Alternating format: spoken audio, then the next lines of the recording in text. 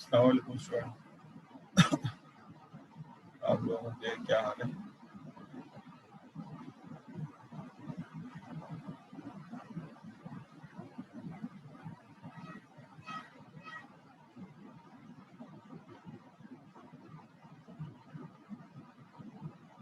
आवाज़ क्लियर आ रही है आप लोगों को?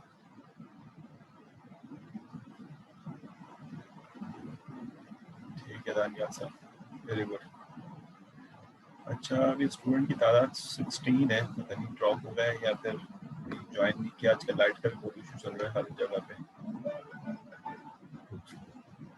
तो वैसे भी कुछ बहुत सारे स्टूडेंट के मेरे पास मैसेज आए कि उन्होंने ये गिला किया है कि सही किया, मतलब वो मैं नहीं कह रहा, ना ही मुझे उनके नाम भी नहीं पता सारे स्टूडेंट्स के, कि कुछ स्टूडेंट क्लास में ऐसे हैं जिन्होंने मशीन लर्निंग भी पढ़ी हुई है और डेटा साइंस में भी थोड़ा बहुत काम किया हुआ है।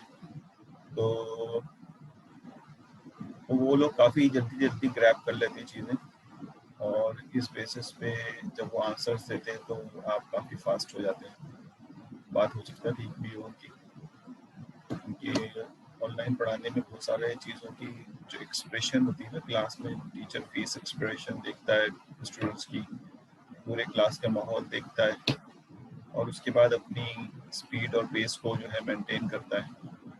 तो वो तो यहाँ बहुत मुश्किल है, वो कि अपने एक्सपीरियंस से हम कुछ मेंटेन करने की कोशिश तो टीचर कर ही रहे हैं। तो अच्छी बात है कि ग्रुप के अंदर स्टूडेंट इस बात को पेश कर देते हैं कि हमें ये परेशानी है, तो थोड़ा सा अपने उसको स्लो करें, स्पीड या पेस को बढ़ाने की।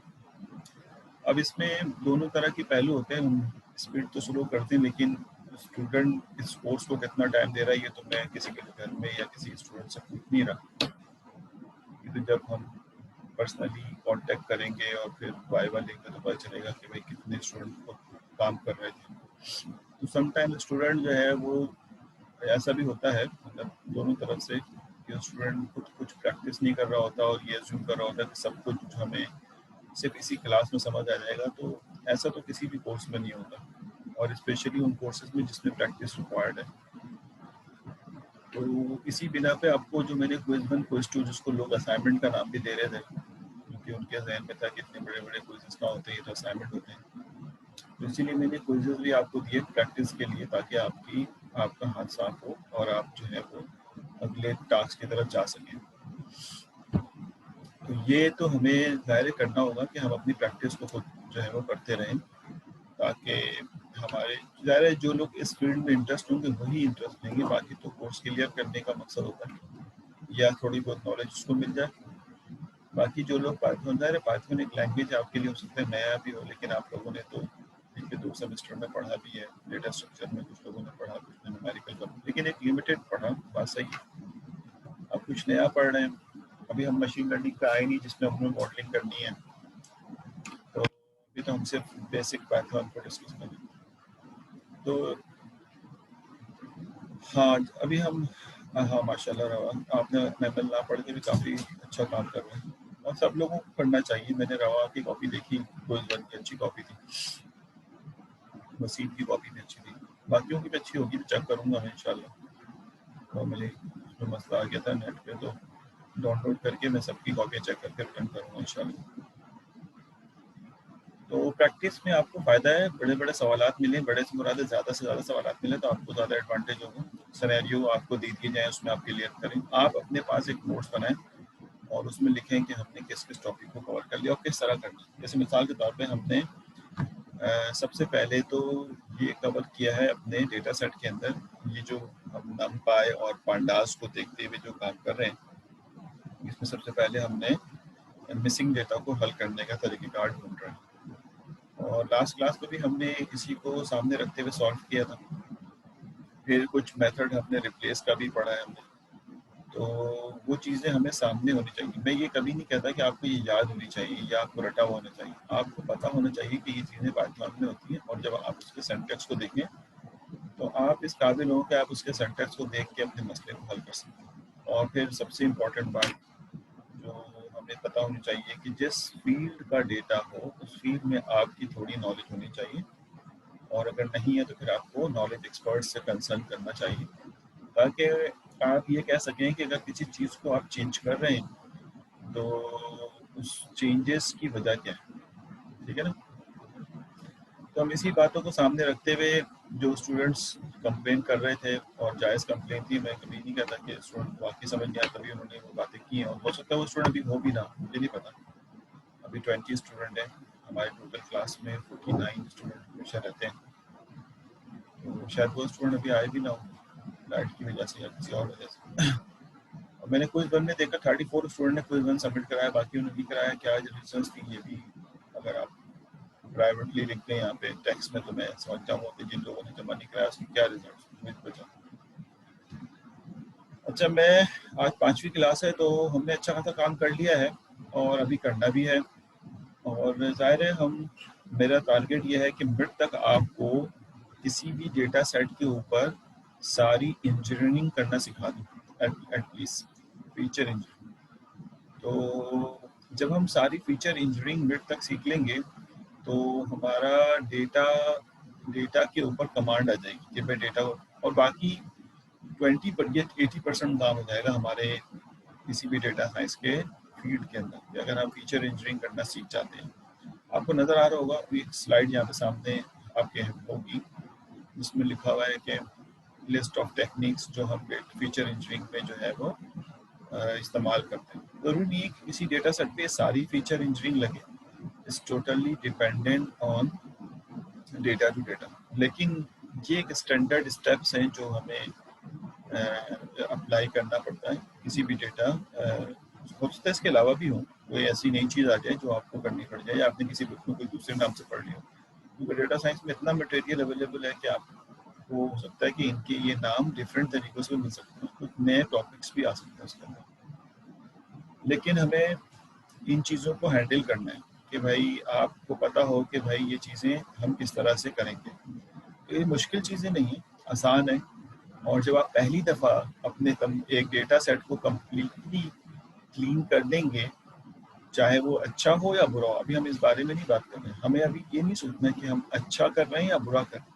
अच्छा बुरा तो जब होता है जब आप प्रैक्टिस कर करके अपने आप को बेसिकली इटरेटिवली इम्प्रूव करते हैं। पहली दफ़ा कोई गाड़ी चलाना सीखता है या मोबाइल यूज़ करना सीखता है तो वो इतना परफेक्ट नहीं होता। टेक्स्ट मैसेजेस पहले दिन के आप जब लिख रहे होते तो इतने मोहतात अंदाज में लिखते हैं एक एक लफ्ज़ देख के, लेकिन जब आप यही 2 साल बाद लिख रहे होते हैं तो बगैर देखे भी मैंने देखा लोग लिख रहे होते हैं टेक्स्ट मैसेजेस।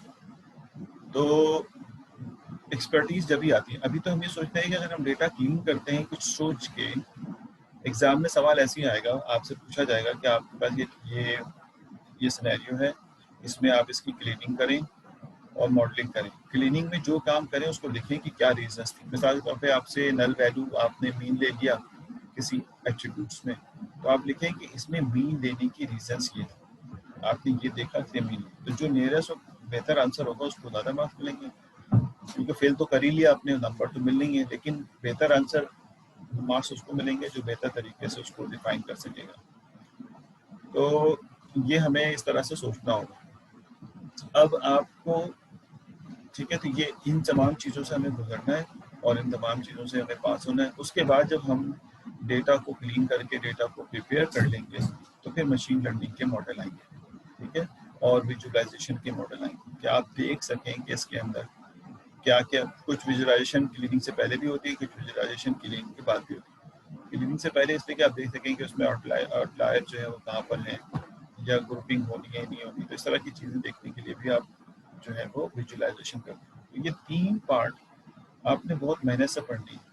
बाकी ज़ाहिर है जो इस फील्ड में एक्सेलरेट करना चाहेगा, ये एक ऐसी फील्ड है, इस वक्त मैं आपको भी शो करूँगा, थोड़ा सा मैं बैक जाके दोबारा से मतलब बैक गियर लगा के दोबारा आगे आऊँगा, और उन लोगों के लिए जो थोड़ा सा मिस कर गए हैं चीज़ें। अभी नहीं पता मुझे कि वो लोग, कुछ व्हाट्सएप मैसेज आए थे मेरे पास पर्सनली ना, तो मुझे नहीं पता कि वो लोग यहाँ पर इस वक्त मौजूद है या नहीं है, लेकिन मैं अपना फर्ज पूरा कर देता हूँ कि थोड़ा सा बैक गियर करके आपको ये वो स्लाइड्स होंगी, दोबारा से मैं कुछ स्लाइड्स को मैं इंट्रोड्यूस करूँगा जो कि आपने पहले नहीं देखी, लेकिन टॉपिक्स वही होंगे, डिफरेंट अंदाज में पेश करूँगा ताकि अगर अभी भी किसी का कोई कॉन्सेप्ट क्लियर नहीं हो। तो ये टोटली डेटा साइंस की होगी। उसके बाद मशीन लर्निंग के अंदर जब इंटर होंगे तो वो एक अलग सब्जेक्ट है। हम जब डेटा को प्रिपेयर कर लेंगे तो मशीन लर्निंग के मॉडल लगाएंगे। अब बहुत सारे लोगों को ये पता ही नहीं होगा मॉडल क्या भाई किस तरह लगता है। तो वो चीज़ें हम बेसिकली यहाँ पे डिस्कस करेंगे मशीन लर्निंग। और मेरा टारगेट ये है कि मिड के बाद, क्योंकि टाइम थोड़ा कम होता है ना, 6 वीक होते हैं या 5 वीक होते हैं, तो 2 या 3 वीक में मशीन लर्निंग के मॉडल अप्लाई कर दूँ, क्योंकि उसकी थ्योरी तो हम पढ़ेंगे नहीं। जो लोग मशीन लर्निंग का कोर्स पढ़ते हैं थ्योरी वहाँ पढ़ा दी जाती है, उसके प्रूफ्स वहाँ करा दी जाती है। यहाँ पे सिर्फ इम्प्लीमेंट करने के पहले 1-2 मेथड को समझा के बस इम्प्लीमेंट करने का तरीका सिखाया जाता है, ताकि आपके प्रेडिक्शन रिजल्ट्स निकालने आपको आ जाए आपके अपने मॉडल के। अभी यही होगा ना, किसी ने एक ही डेटा सेट पे 2 लोग काम कर रहे हैं, एक ने अच्छा तरीके से क्लीनिंग की, एक ने अच्छे तरीके से क्लीनिंग नहीं की। जब प्रेडिक्शन पे गए तो एक कलर अच्छा आ रहा है, एक कलर अच्छा नहीं आ रहा। तो totally dependent on the cleaning कि आप क्या करते हैं क्लीनिंग के अंदर।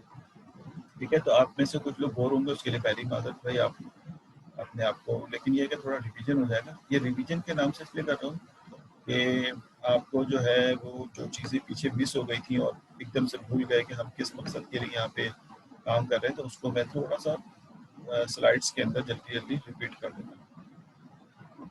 तो जो स्टूडेंट्स मिस कर गए हैं उसको मैं समझाऊं कि हम इस कोर्स में क्या चाहते हैं। तो आपको डेफिनेशन तो पहले दी जा चुकी है। Data science is the science which uses computer science, statistics and machine learning, visualization and human computer interaction to collect, clean, integrate, analyze, visualize, interact with the data to create a data product.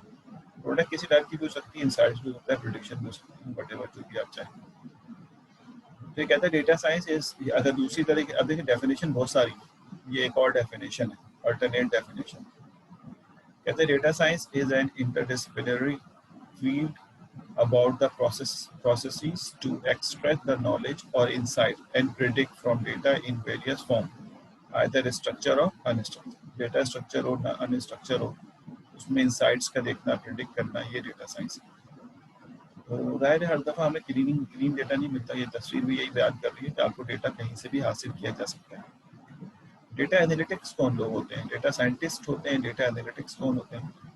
कहता है data analytics, इस तरह बहुत सारे word आपने सुने होंगे, बुज़ words जो आजकल हैं, data scientist, data analytics, business analytics, तो ये सारे बहुत ही माइनर के डिफरेंस के साथ एक दूसरे के साथ जो है वो बहुत सारा पार्ट ओवरलैप होता है, थोड़ा सा पार्ट डिफरेंट होता है। तो data analytics is the science of the examine raw data with the purpose of the drawing conclusion about the information.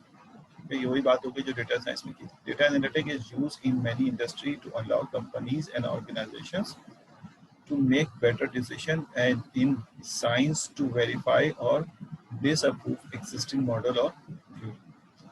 तो अगर हम डेटा एनालिटिक्स की इस थ्योरेटिकल बात के बजाय हम जर्नल बात करें तो कहता है डेटा एनालिटिक्स जो है वो विजुलाइज करता है डेटा को और उसके बेसिस पे डिसीजन लेता है। इतनी सी बात।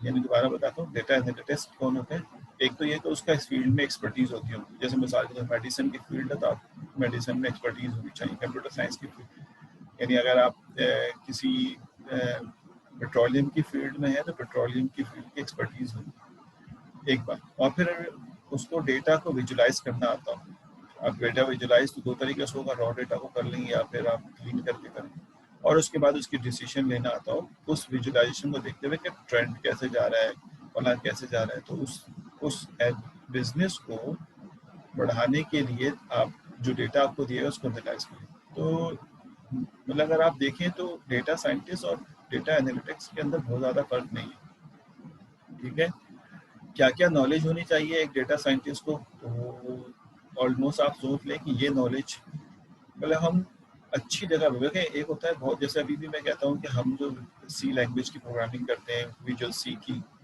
या किसी और, तो हमें बहुत सरफेस लेवल के बारे में पता होता है, इन डेप्थ नहीं पता होता। तो डेटा साइंटिस्ट भी ऐसा होता है कि आपको हो सकता है सारी चीज़ें ना जानते हो, लेकिन कुछ चीज़ें जान के भी आप जॉब कर सकते हैं, अच्छी जगह पे इंसर्ट हो सकते हैं। ये मॉडल जो लिया है ये कोई स्टैंडर्ड नहीं बनाया हुआ इन्होंने, लेकिन नॉर्मली इन्हीं में से चीज़ें आपको पता होनी चाहिए। तो कहता है डेटा साइंटिस्ट को ये बातें पता होनी चाहिए। ये मैं रिवीजन इसलिए कर रहा हूँ कि भाई एक दफ़ा एक तो हमारा तजदीद ऐसा वफा हो जाए कि हाँ ये चीज़ें हमें करनी है, और दूसरा ये है कि जो मिस कर गए थे शुरू की क्लासें और बाद में एडमिट हुए तो उनको भी समझ आ जाए कि ये बात हमें पता होनी चाहिए। तो कहता है कि डेटा साइंटिस्ट को बेसिकली मैथ्स आनी चाहिए, स्टैटिस्टिक आनी चाहिए, एडवांस कंप्यूटिंग आनी चाहिए, विजुअलाइजेशन की टेक्निक्स आनी चाहिए, ठीक है, हैकर माइंडसेट होना चाहिए। हैकर माइंडसेट क्यों होना चाहिए? क्योंकि डेटा के अंदर आपने हैकिंग करनी है, उसको क्लीन करना है। डोमेन एक्सपर्टीज, जैसे मैंने अभी कहा कि अगर आप किसी केमिस्ट की फील्ड में काम करना चाहते हैं तो उसकी डोमेन एक्सपर्टीज नहीं आती तो आपको पढ़नी पड़ेगी ताकि आप उसकी एक्सपर्टीज हासिल करें। डेटा इंजीनियरिंग जो भी हम पढ़ रहे हैं करने आना चाहिए। साइंटिफिक मेथड्स जो हम मशीन लर्निंग के बनाएंगे वो बनाने आने चाहिए। तो इसमें से बहुत सारी चीज़ों के बारे में आपको पता भी होगा, लेकिन जाहिर है स्टैटिस्टिक्स मिसाल के तौर पे mean, median, mod, variance, standard deviations, ठीक है, इसके अलावा डिस्पर्जन्स के मेथड्स और इस तरह के बहुत सारे दूसरे हैं, एंट्रोपीज, इंफॉर्मेशन गेन, ये सारी चीज़ें जो हमें स्टैटिस्टिक्स सिखाता है और क्यों से बेसियन मेथड क्यों सिखाता है वो हमें पता होना चाहिए। तो ये कुछ मेजर पार्ट्स हैं जो एक डेटा साइंटिस्ट को आना चाहिए। तो आप खूब पढ़ें एक एक टॉपिक को, और तो साथ साथ भी पढ़ रहे होंगे, जैसे विजुअलाइजेशन हर तरीके की, ये नहीं कि सिर्फ हमें हिस्टोग्राम बनाना आ गया तो काफ़ी है, बल्कि हीट मैप भी बनाना आता हो और फला मेथड भी बनाना आता हो, तो वो सारी चीज़ें विजुअलाइजेशन के अंदर आती हैं। कि अगर आपका बॉस बोले या आपको डेटा के अंदर विजुअलाइज कराना हो तो आपको विजुअलाइजेशन कराना आता हो। तो if you are going to become a data scientist, I am not saying कि आप हर फील्ड के अंदर एक्सपर्ट हो, इसके हर सब पार्ट में एक्सपर्ट हो, लेकिन कम से कम एक या दो पार्ट में एक्सपर्ट हो। और ये एडवांस कंप्यूटिंग के अंदर ही प्रोग्रामिंग आ जाएगी, क्योंकि आप प्रोग्रामिंग का एस्पेक्ट मिसिंग लग रहा है मुझे, तो एडवांस कंप्यूटिंग में प्रोग्रामिंग को हम डालना चाहेंगे। तो प्रोग्रामिंग अच्छी हो, ठीक है, उसके अलावा डेटा इंजीनियरिंग बहुत अच्छी हो आपकी, स्टैटिस्टिक्स वगैरह तो एक नॉर्मल पता हो, जो बेसिक नोट नाम है इसके। लेकिन ये है कि ऐसा नहीं है कि नहीं आनी चाहिए, मैथ्स ज़्यादा स्टैटिस्टिक्स इंपॉर्टेंट है। तो ये आपको पता होना चाहिए। ये मैंने स्लाइड इसलिए शो की है कि आपको पता हो कि if you are going to become a data scientist, so you should know that these things. ये टारगेटेड फील्ड का तो कोई हिसाब किताब ही नहीं है ना, हम ये तो कह ही नहीं सकते कि ये जो मैंने लिखे हैं ये टारगेटेड फील्ड है। सम टारगेटेड फील्ड्स हैं ये, क्योंकि दुनिया में अब कोई फील्ड ऐसी नहीं है जिसका डेटा कलेक्ट कर दिया जाए तो उसके ऊपर डेटा साइंस ना लगे, कोई फील्ड ऐसी नहीं है, ठीक है ना। तो हर फील्ड जिसका डेटा अवेलेबल है, you can apply the data science, ठीक है। तो we can not say that कि these 7 areas are the basically data science. तो targeted field of the data science some है ये ट्रैवल्स में, यानी आप जहाज़ के जो एयरपोर्ट में डिपार्चर और अराइवल के लेट और रीजंस और ये सारी चीज़ें, इस पर तो हमने अपने FIP में काम करवाया था लास्ट ईयर, पेपर भी इसका सबमिट करवाया था, रिसर्च पेपर, इसका डेटा अवेलेबल है। आप भी अभी कोर्स प्रोजेक्ट में भी कर सकते हैं इसको, क्योंकि FIP में बड़ा मॉडल होता है, कोर्स प्रोजेक्ट में उसको छोटा करके पेश करते हैं। मार्केटिंग ट्रेंड तो वो ज़िंदगी भर का साथ है, आपने देखा होगा।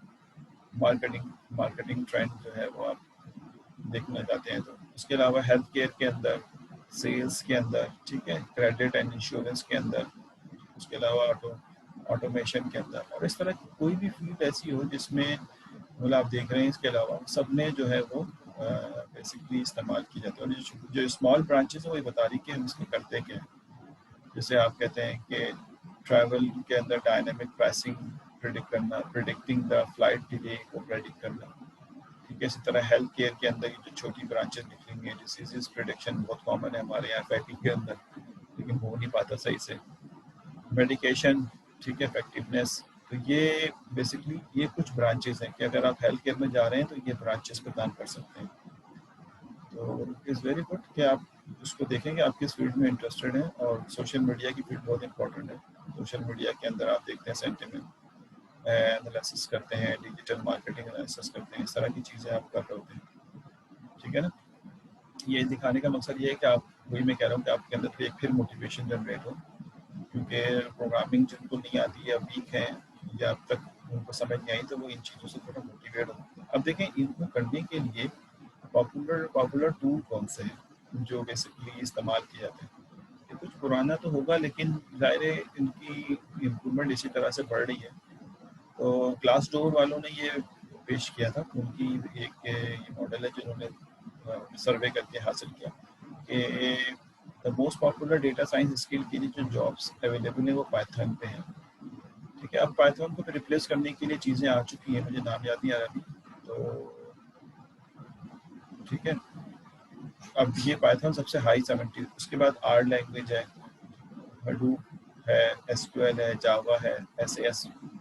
इसमें जो हडूप है, जावा ऐसे जावा तो नहीं, एसएएस है जैसे ये बेसिकली पेड है ना। स्पार्क है, मैटलैब पेड है, हाइप है, और टेबल्यू भी पेड है। टेबल्यू बेसिकली आपके जो आप जो क्या कहते हैं डैशबोर्ड बनाते हैं अपने डेटा साइंस की प्रिडिक्शन का या इनसाइट्स का, तो वो टेबल्यू पे बनाते हैं या पावर बी पे बनाते हैं। ये एफआईपी के अंदर करवाई जाती है।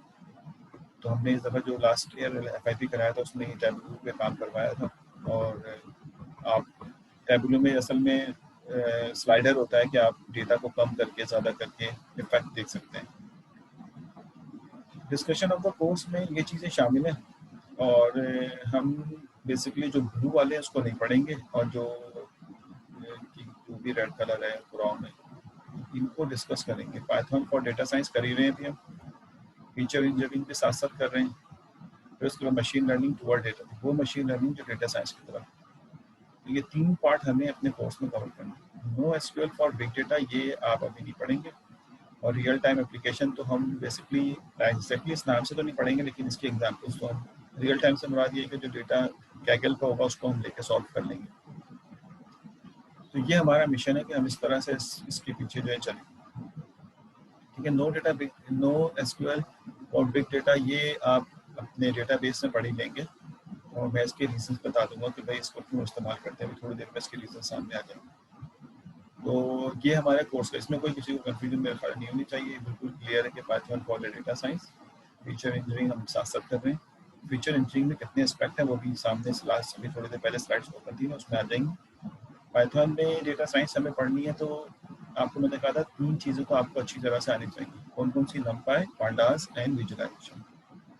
उसके अलावा जब मशीन लर्निंग पे आएंगे तो पाइथन के मशीन लर्निंग के लिए जो पाइथन चाहिए वो फिर यहाँ पे रिक्वायर्ड होगी।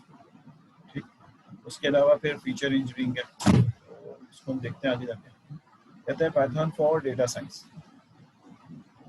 तो ये कुछ लाइब्रेरीज हैं जो आपने पाइथन की, अब जब हमने तय कर लिया कि हम पाइथन ही यूज़ करेंगे, तो पाइथन फॉर डेटा साइंस, तो as requirement of the job market Python is the top most popular language due to the reason we have selected Python in this course. इसी वजह से हमने पाइथन, आर को भी select किया जा सकता था, लेकिन आर में जो है,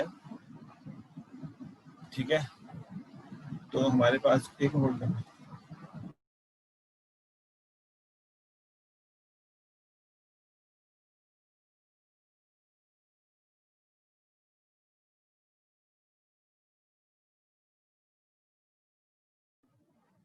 अच्छा, अब पाइथन में ये हो सकता है कि कुछ नई लाइब्रेरीज भी आ गई हों, लेकिन ये कुछ इंपॉर्टेंट लाइब्रेरीज हैं जो हमें पाइथन की जो है वो आनी चाहिए। इन्हीं को इस्तेमाल करना है, और इनके जो मेथड्स हैं वो हमें बहुत अच्छी तरीके से आनी चाहिए। इसमें देखें टॉप लेयर पे क्या लिखा हुआ है, पांडास। तो पांडास आपको बहुत अच्छी तरीके से आना चाहिए। फीचर इंजीनियरिंग में बहुत सारा काम पांडास के थ्रू होगा।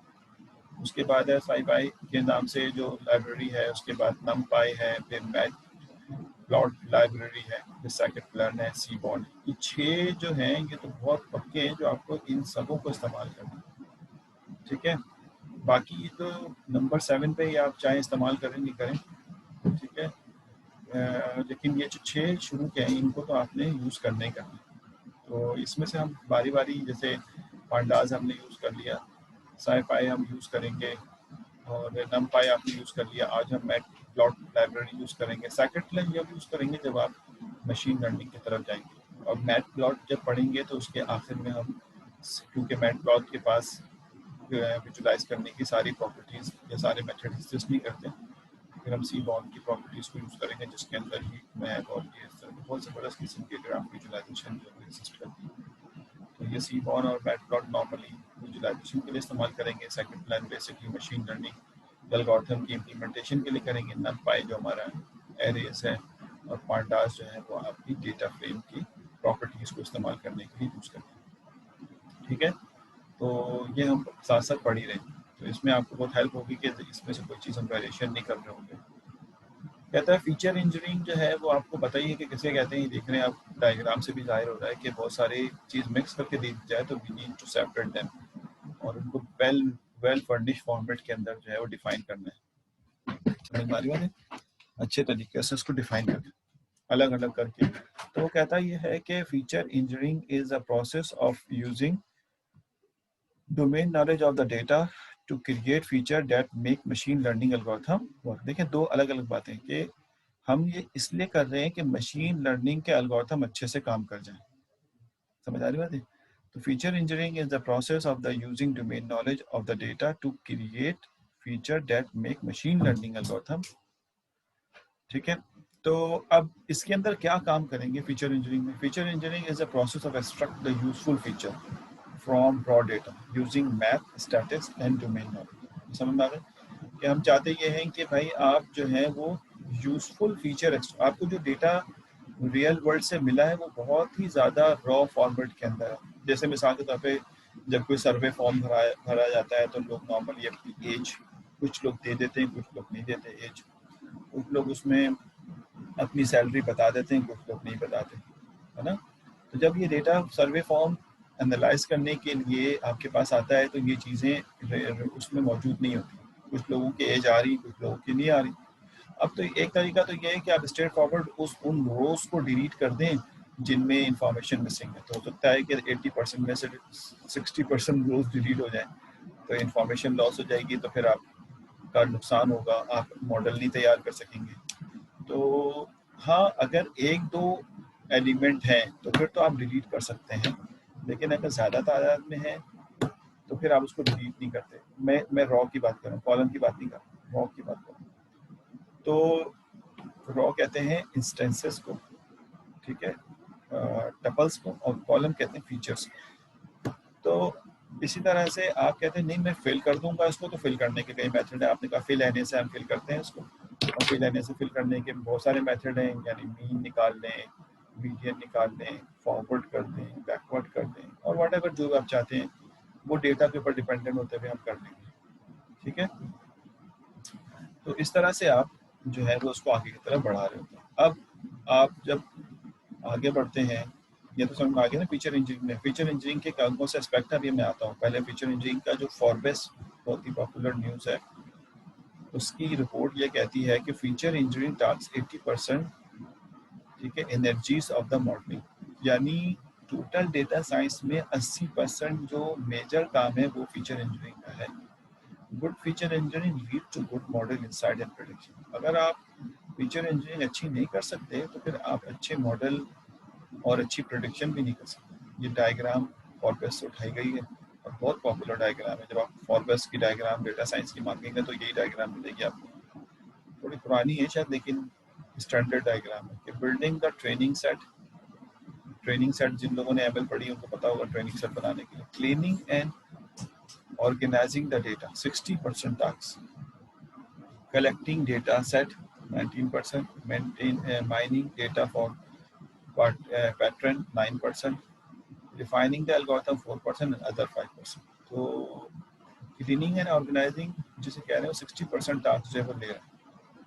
तो इस तरह से आप कह सकते हैं कि सबसे मोस्ट हाईली पेड जो है वो बेसिकली फीचर इंजीनियरिंग वालों का। प्रिडिक्शन करना, मशीन लर्निंग के मॉडल को इस्तेमाल करके प्रिडिक्ट करना मुश्किल काम नहीं है, ये बता दूं। हम मशीन लर्निंग में फिर क्या मुश्किल चीज़ पढ़ते हैं, उसमें उसकी थ्योरी मुश्किल पढ़ते हैं ताकि हमें उसकी चीज़ों का पता हो। वहाँ पे मैथ्स बहुत ज़्यादा पढ़ते हैं, यहाँ पे प्रोग्रामिंग ज़्यादा कर रहे हैं। कहता है जो इसकी फीचर इंजीनियरिंग का टास्क है वो नॉर्मली इन चीज़ों पे कंसिस्ट करता है। इट इज़ नॉट एसेंशियल कि will apply all these things to our every data set. हम सारे डेटा सेट पे ये प्रॉपर्टी 9 की 9 प्रॉपर्टी नहीं लगाते, और ये कोई स्टैंडर्ड प्रॉपर्टी नहीं है, ये कहीं से किसी बुक से नहीं ली गई, बल्कि इसे एक्सट्रैक्ट करके बारी बारी करके लिख दी गई है। हो सकता है इसमें आगे पीछे हो, कहीं और आपको कहीं और से मिले तो हो सकता है उसमें 12 हो, तो हो सकता है कि उसमें 8 हो, तो ये कोई स्टैंडर्ड नहीं बनाएंगे। तो इम्प्यूटेशन यानी मिसिंग डेटा को हैंडल करना, हैंडलिंग फॉर आउटलायर्स यानी जो बाहर जो डेटा होता है बहुत ज़्यादा आउटसाइड होता है एक्चुअल डेटा से, उसको वो मसाइल करता है, उसको बाहर करना, बिनिंग करना, यानी ग्रुप, यानी बिनिंग से बुरा होता है कि आप ग्रुप में कन्वर्ट कर दें। फिर लॉग ट्रांसफॉर्म, ये बहुत कम इस्तेमाल होता है। वन हॉट इनकोडिंग बहुत ज़्यादा इस्तेमाल होता है। वन हॉट इनकोडिंग आज पढ़ेंगे हम, इसमें सीधी वाली इम्प्यूटेशन हमने पढ़ लिया है, बिनिंग पढ़ाऊंगा मैं आपको, वन हॉट इनकोडिंग आज पढ़ाऊंगा, ठीक है। ग्रुपिंग ऑपरेशन हमने पढ़ लिया है, ग्रुप के ऑपरेशन क्लास में हमने फीचर स्प्लिट करना भी सिखाया, स्केलिंग नहीं सिखाया अभी, एक्सट्रैक्ट द डेट को एक्सट्रैक्ट करना, क्योंकि डेट जो है जिस फील्ड के अंदर होता है नॉर्मली उसमें टाइम सीरीज का आंसर जो है शामिल किया जाता है। तो मैं अगेन ये कहता हूँ, जैसे आज मैं टाइटैनिक के डेटा में काफ़ी काम करवा दूंगा, बेशक उसके रिजल्ट्स अच्छे हो या बुरे मुझे अभी इससे कंसर्न नहीं है, लेकिन काफ़ी काम हम इसके जो है वो कर लेंगे टाइटैनिक में, और एक अच्छे फॉर्मेट में डेटा को हम लेके आ जाएंगे टाइटैनिक के डेटा। तो उस हिसाब से हमें इन्हीं में से कोई टॉपिक हम उसके अंदर इम्प्लीमेंट कर रहा हूँ, ये जहन में रखना। मैं जब नाम लूँगा वन हॉट इनकोडिंग कर रहे हैं हम, ठीक है, या फिर हम जो है वो डमीज इनकोडिंग कर रहे हैं। अब देखो यहाँ पे वन हॉट लिखा हुआ है, डमीज नहीं लिखा, तो डमीज इनकोडिंग भी एक मेथड है। फिर बिनिंग कर रहे हैं, तो बिनिंग अगर ज़रूरत है उसकी ज़रूरत पड़ेगी तो वो करेंगे। तो ये चीज़ें हम अप्लाई कर रहे हैं। इंप्यूटेशन मैंने आपको बता दिया, मिसिंग डेटा हैंडलिंग किस तरह होती है, ठीक है। तो इसमें से 3-4 चीज़ें तो आज ही पढ़ लेंगे आप। Is not a big deal कि मैं सोचूं कि भाई इतना मुश्किल है। हाँ, ये ज़रूर है कि उसको इस वक्त ये चीज़ चाहिए ही नहीं चाहिए, डेटा सेट ये बार बार रीड करके ट्रायल एंड एरर पे आप सीखना शुरू करेंगे, पहले वाले डेटा सेट पे नहीं अप्लाई। तो आज हम अपने टाइटैनिक के डेटा को काफ़ी क्लीन कर चुके होंगे। मैं फिर कहता हूँ कि अच्छे बुरे पे हम नहीं जा रहे, ठीक है, लेकिन ये है कि हम क्लीनिंग की तरफ चले जाएंगे। कहता है I think the best way to achieve the expertise in the feature engineering is practicing different techniques on the various data set and observing their effect on the model performance. देखो तुमने green में अलग से कर दिया इसको, ये बातें बड़ी इंपॉर्टेंट है। हम एकदम से चाहते हैं जहाँ पे पहुँच जाए, ये बहुत मुश्किल है। हमें शुरू में डेटा क्लीनिंग आ जाए, फिर उसकी अच्छाई की तरफ जाएंगे। तो उसने क्या लिखा, I think the best way to achieve the expertise in the feature engineering is practising different techniques on various data set. यानी एक ही डेटा सेट पे सारा कुछ नहीं लगेगा, different technique different data set पे अप्लाई करें और फिर ऑब्जर्व करें their effect on the model performance. Model performance हमेशा मशीन लर्निंग के बाद आती है। आप डेटा क्लीन करके बैठ गए, पता ही नहीं है कि अच्छा हुआ बुरा हुआ, जब तक आप उसके अंदर परफॉर्मेंस अप्लाई नहीं करेंगे। तो दिल तो ये चाहते हैं ना कि अभी सीख जाए इसको, लेकिन हो सकता है कि हम मिड से एक वीक पहले अपन करें। आज 5th वीक है, हो सकता है 7th के 8वें वीक में हम मॉडलिंग कर रहे हैं। तो जिस दिन हमने मॉडलिंग कर ली, समझ लें हमारा डेटा साइंस का काम ऑलमोस्ट जो है वो खत्म हो गया। हमें एक्सपर्टीज चाहिए, तो फिर मैं डिफरेंट डेटा सेट पे काम करवाऊंगा। तो ये फिर ये नहीं कि रिपीट करूंगा। अब मुझे इम्प्यूटेशन आती है तो फिर मैं बार बार इम्प्यूटेशन, हाँ ये ज़रूर है कि जब नया डेटा सेट लूँगा तो इम्प्यूटेशन उसमें भी करूँगा, तो और एक्सपर्टीज बढ़ेंगी। तो ये बेसिकली फीचर है। अब जब फीचर इंजीनियरिंग करके डेटा प्रिपेयर हो गया, now we are ready to apply the modelling. Modelling basically we can apply by using the machine learning. Machine learning के जो मेथड्स हैं वो बेसिकली कुछ इस तरह से डिफाइन हुए कि इतने सारे मॉडल्स और इतने सारे मेन ब्रांचेस हैं मशीन लर्निंग की, जो यहाँ नज़र आ रही होंगी और नहीं भी नज़र आ रही होंगी क्योंकि बहुत ही टाइम से लिखा हुआ है। तो machine learning is a backbone of the data science. Why is the backbone? But because whenever you will prepare your data, you cannot basically find the insights or basically prediction. Machine learning को इस्तेमाल किए बगैर आप prediction नहीं कर सकते। Even individual machine learning has a good job in market. यानी आपको डेटा साइंस नहीं भी आती हो और आपको मशीन लर्निंग में एक्सपर्टीज हो, तो आप जो है बेसिकली अच्छी जॉब कर सकते हैं मार्केट में, ठीक है। डेटा साइंस की जॉब अलग है और मशीन लर्निंग की जॉब अलग है। इट हैज़, लेकिन पाकिस्तान में क्योंकि सब कुछ एक ही आदमी को करना होता है, क्योंकि यहाँ पे तो रिसोर्स बचाई जाती है। It has modelling, feature extracting, feature reducing and extracting, यानी फीचर को छोटा करना है। आप अब जैसे मिसाल के आपने आपने डेटा साइंस की मॉडलिंग कर ली और अच्छा डेटा तैयार कर लिया, लेकिन उसमें दो फीचर्स यानी दो एट्रीब्यूट्स ऐसे हैं जो आपस में को रिलेटेड हैं, तो वो मशीन लर्निंग के थ्रू फाइंड करेंगे कि ये को रिलेटेड है, तो कितना को रिलेटेड है, इन दोनों को इस्तेमाल करना है नहीं करना। तो अब आप देख रहे होंगे कुछ इसके अंदर मेन हेडिंग्स पढ़ देता हूँ तो मुझे भी नज़र नहीं आ रहा है सही से। इसकी डायग्राम मैं जब आपको दूंगा तो आप इसको बड़ा करके देख लीजिएगा। मशीन, अगर हम इसको इस वक्त देख रहे हैं मिसाल के तौर पे, अगर इसको हम इस तरह से लार्ज कर दें, अब शायद कुछ क्लियर हुआ होगा। मशीन लर्निंग, ठीक है, उसमें एक सुपरवाइज लर्निंग होता है, सबको मालूम है, एक अनसुपरवाइज लर्निंग होता है, ये दो मेजर होते हैं। उसके बाद ensemble लर्निंग होता है, उसके बाद रीइंफोर्समेंट होता है और neural networks and deep learning. फिर इनकी ब्रांचेस, सुपरवाइज लर्निंग में रिग्रेशन और क्लासिफिकेशन का कॉन्सेप्ट आता है, और उसके बाद रिग्रेशन के कुछ ये मॉडल्स हैं और क्लासिफिकेशन के कुछ ये मॉडल्स हैं, ठीक है। हम नॉर्मली शुरू में सुपरवाइज लर्निंग की तरफ जाएंगे और इसी मेथड को यानी इस ब्रांच को ज़्यादा फॉलो करेंगे स्टार्ट वाले डेटा सेट। उसके बाद फिर अनसुपरवाइज की तरफ जाएंगे। इसके अंदर बेसिकली 3 मेजर मेथड आते हैं। क्लस्टरिंग को ज़्यादा हिट करेंगे हम, और उसके बाद फिर डायमेंशनल रिडक्शन है, और डायमेंशनलिटी रिडक्शन और एसोसिएशन रूल्स हैं। और इसके अंदर हम क्लस्टरिंग के अंदर ज़्यादातर हम के मीन को यूज़ करेंगे, ठीक है। तो ये बेसिकली, लेकिन चीज़ें सामने होंगी तो आप फ्यूचर में किसी को भी इस्तेमाल कर सकते हैं। फिर रीइंफोर्समेंट है, ये नॉर्मली हम अभी अपने कोर्स में कवर नहीं करेंगे, न्यूरल नेटवर्क भी शायद कवर है। ऑनसेबिल को हम कवर करेंगे, जिसमें से बैगिंग है, बूस्टिंग है, ठीक है। बैगिंग में रैंडम फॉरेस्ट है, बूस्टिंग में ये सारे मेथड हम यूज़ करेंगे, ठीक। तो सारे टाइम के ऊपर बहुत डिपेंड करते हैं। ये मशीन लर्निंग के कुछ मॉडल्स हैं जो आपको यहाँ पे नजर आ रहे हैं ब्रांच के सूरत में। अच्छा, एक जगह सब सामने आ गया कि भाई इस तरह होता है। इसकी दूसरी डायग्राम ये है, ये डिफरेंट जगहों से क्योंकि डाउनलोड की गई है, तो डिफरेंट जगहों से ये आपको डिफरेंट मॉडल्स की सूरत में नजर, यानी उसकी मॉडल मशीन लर्निंग में ऑनसेम्बल मेथड होता है, रेगुलराइजेशन होता है, रूल बेस्ड सिस्टम होता है, कैलकुलेशन होता है, क्लस्टरिंग होती है, इंस्टेंस बेस्ड मेथड होते हैं। तो अभी इन्होंने कुछ और तरीके से सब कैटेगरी में डिफाइन किया। जैसे ऑनसेम्बल मेथड वहाँ पे आपने देखा था, तो ऑनसेम्बल मेथड में 2 मेथड होते हैं, एक बैकिंग होता है, बूस्टिंग होता है। वहाँ बताया, यहाँ नहीं बताया ना, यहाँ पे सिर्फ अंदर ब्रैकेट में लिखा हुआ है। जैसे रैंडम फॉरेस्ट बैकिंग मेथड है, ठीक है, और इसे ग्रेडिंग बूस्टिंग जो है वो बेसिकली बूस्टिंग मेथड है। तो डायमेंशनलिटी रिडक्शन के इतने सारे मेथड हैं, जिसमें सबसे मोस्ट पॉपुलर मेथड पीसी है, जो हम शायद पढ़ेंगे यहाँ पे, ठीक है। तो ये मशीन लर्निंग की सारी तो अब आपके पास क्या हो गया, आपके पास ये हो गया कि सवाल ले लूँ, ये भी स्टूडेंट ने कहा था जब सवाल टाइम पे ले लिया था। चलो ठीक है सर, कोर्स के बाद जॉब लग जाएगी। जॉब तो पता नहीं, ये सोचो बीएस के बाद लग जाएगी, लग जाएगी इंशाल्लाह, लग जाएगी बिलाल भाई, क्यों टेंशन ले रहे हो। लेकिन इंशाल्लाह अच्छी जॉब लगेगी अगर आप मेहनत कर जाएं।